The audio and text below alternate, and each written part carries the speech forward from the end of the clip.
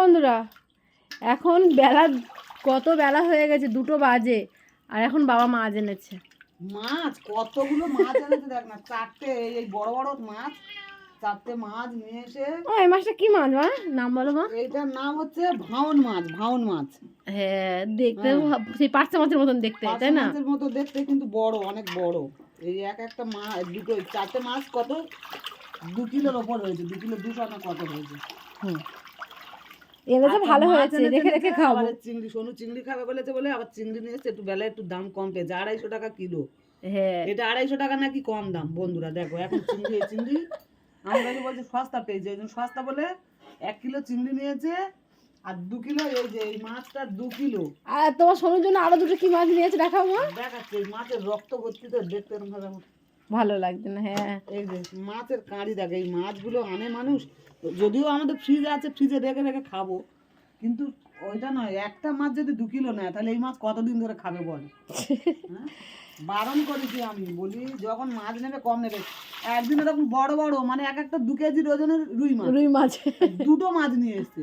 নিয়ে এসে বলছে 750 টাকা, 700 টাকার মাছ নিয়ে এসছি। ও অমনি একদম যা মুখে এসছে তাই বলি, রাগ ধরে যায় না?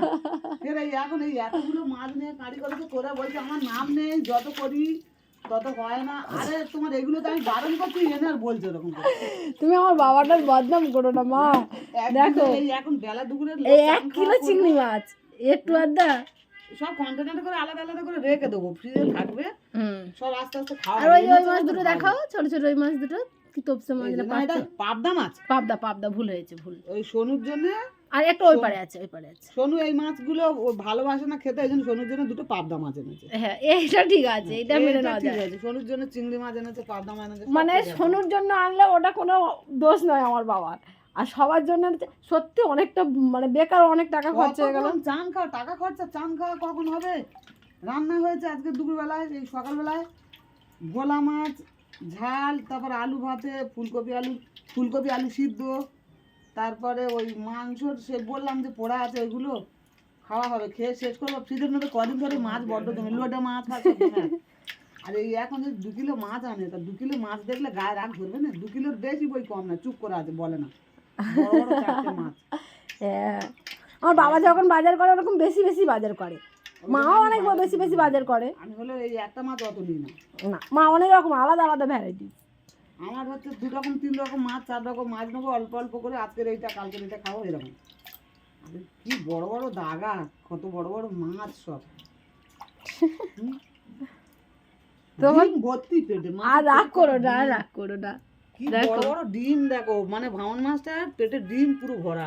আমি সত্যি ভাঙন মাছের ডিমের এরকম কালার আমি দেখিনি।